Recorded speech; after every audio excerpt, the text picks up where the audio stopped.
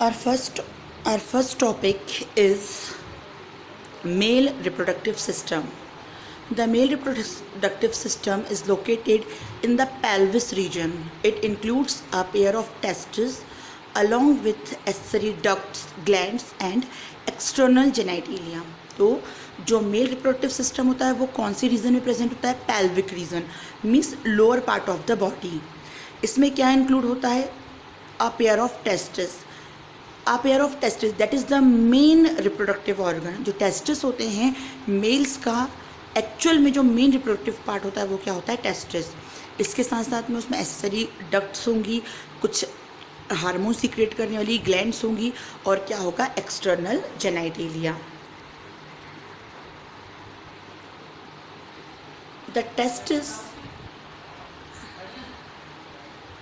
testes are situated outside the abdominal cavity within a pouch called scrotum. Underline that. जो testis होता है वो abdominal cavity के outside area में present होता है और कैसा होता है? एक पाउच के अंदर प्रेजेंट होता है जिसको हम क्या बोलते हैं? स्क्रोटम.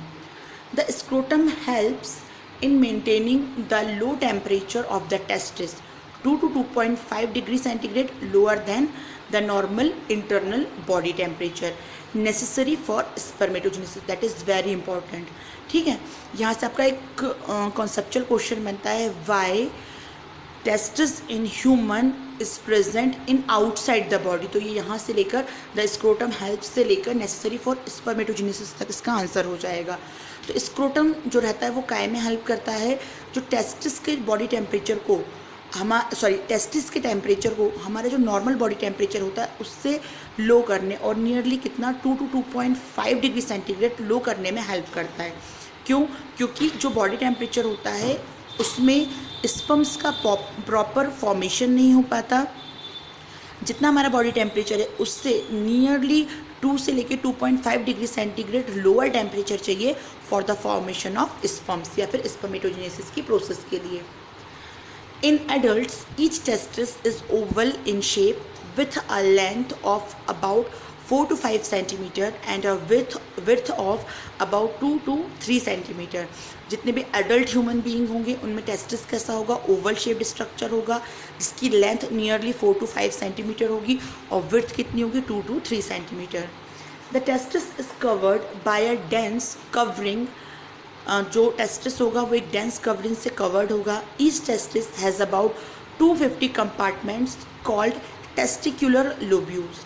जो हर एक टेस्टिस होता है उसमें नियरली कितने कंपार्टमेंट्स होते हैं? 250 कंपार्टमेंट्स होते हैं जो कि क्या कहलाएंगे?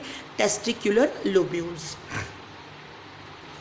Each lobule contains 1 to 3 highly coiled seminiferous tubules in which sperms are produced. और हर एक जो लोब्यूल रहेगा उसमें कम से कम 1 और ज़्यादा से ज़्यादा 3, मतलब 1 to 3, 1 से लेकर 3 तक सेमिनिफेरस ट्यूब्यूल प्रेजेंट होती हैं. और सेमिनिफेरस ट्यूब्यूल्स कैसी होती हैं? हाईली कॉइल्ड होती हैं. इनके अंदर क्या होता है? स्पर्म्स का फॉर्मेशन होता है.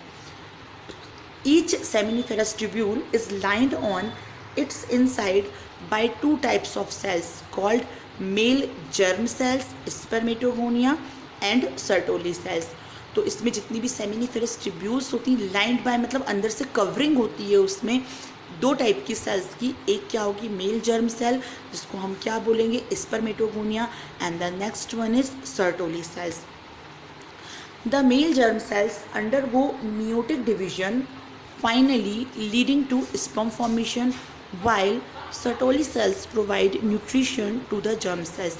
तो जो मेल जर्म सेल्स हैं वो क्या करेंगी? वो म्यूटिक डिविजन्स के थ्रू फाइनली किसका फॉर्मेशन करेंगी? स्पर्म्स का. और जो सर्टोली सेल्स होंगी वो इनको जर्म सेल्स को न्यूट्रिशन प्रोवाइड करेंगी. The regions outside the seminiferous tubules called interstitial spaces contain small blood vessels and interstitial cells और leading cells. तो वो जो एरिया रहेगा किसका? हमारे सेमिनिफेरस ट्यूब्यूल्स के आउटर का area, that is called interstitial space. इसमें क्या कंटेन होगा?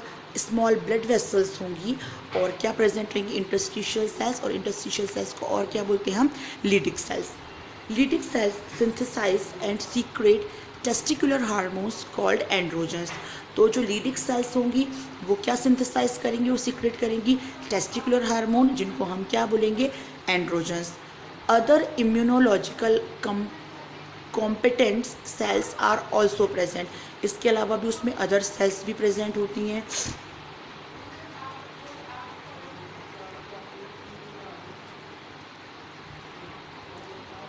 The male sex accessory ducts include rete, testis, vasa efferentia, epididymis and vas deferens। तो जो मेल एसेसरी डक्ट्स होती हैं उसमें क्या क्या रहेगा, रेटे, टेस्टिस, वासा एफरेंटिया, एपिडिडाइमिस और vas deferens. The seminiferous tubules of the testis open into the vasa efferentia through rete testis.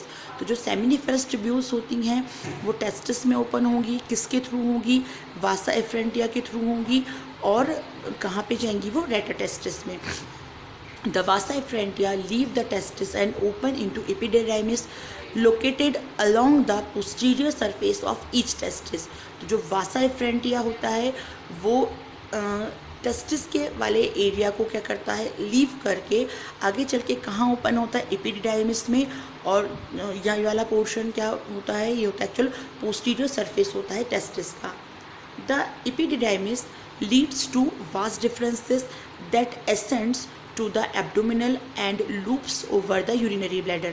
तो जो एपिडिडाइमिस होता है वो आगे जाके कहाँ मूव करेगा, वास डिफरेंस में, और असेंडिंग पार्ट होता है, ये मतलब किस तरफ में मूव करता है, एब्डोमिनल पोर्शन में, और ये लूप ओवर होता है कहाँ पे, यूरिनरी ब्लैडर में।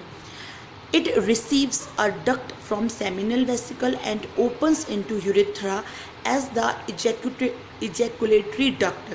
ये क्या रिसीव करेगा, ये एक डक्ट रिसीव करता है कहाँ से, सेमिनल वेसिकल से, और ओपन होता है किसके अंदर, यूरेथ्रा के अंदर, किसके फॉर्म में, एक तरीके से इजैकुलेटरी डक्ट के फॉर्म। इजैकुलेटरी डक्ट मतलब जो अपना जो भी सीक्रेशन है उसमें क्या होगा, रिलीज करता है। These ducts store and transport the sperms from the testis to the outside through urethra। ये जो ducts रहेंगी वो स्टोर करेंगी और ट्रांसपोर्ट करेंगी स्पर्म्स को, कहाँ से, टेस्टिस से लेकर यहाँ कहाँ, यूरेथ्रा तक। The urethra originates from the urinary bladder and extends through the penis to its external opening called urethral meatus। तो जो यूरेथ्रा का ओरिजिनेशन होगा कहाँ से, यूरिनरी ब्लैडर से, किसके थ्रू होगा, ये पेनिस के थ्रू होगा, जो लास्ट ओपनिंग रहेगी दैट इज कॉल्ड यूरेथ्रल मीएटस। ठीक है, ये डायग्राम है हमारा किस चीज़ का, टेस्टिस का इंटरनल स्ट्रक्चर का, that is very important. The penis is the male external genitalia, और जो पेनिस होता है वो क्या हो जाएगा, एक एक्सटर्नल मेल जेनाइटेलिया है, जो काय का बना होता है, स्पेशल टिश्यूज़ का बना होता है। जो टिश्यूज़ किस चीज़ में हेल्प करते हैं, पेनिस के इरेक्शन में और इंसेमिनेशन के लिए। The enlarged end of penis called glans penis is covered by a loose fold of skin called foreskin। तो जो एंड पार्ट होता है पेनिस का that is called glans penis, वो कवर्ड होता है एक लूज स्किन से जिसको हम क्या बोलते हैं, foreskin. The male accessory glands include paired seminal vesicles, prostate and paired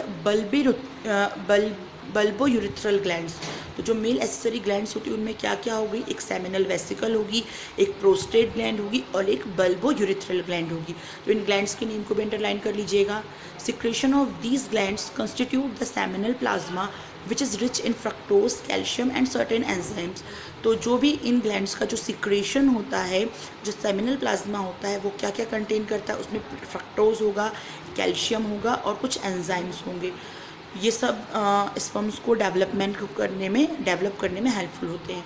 the secretion of bulbourethral glands also help the lubrication of the penis. और जो बल्बोयूरेथ्रल ग्लैंड है इसका जो सिक्रेशन होता है वो पेनिस की लुब्रिकेशन में भी क्या करता है, हेल्प करता है। तो ये डायग्राम जो है सेमिनल ट्यूब्यूल का, इसको बहुत अच्छे से आप लोग तैयार कर लेंगे।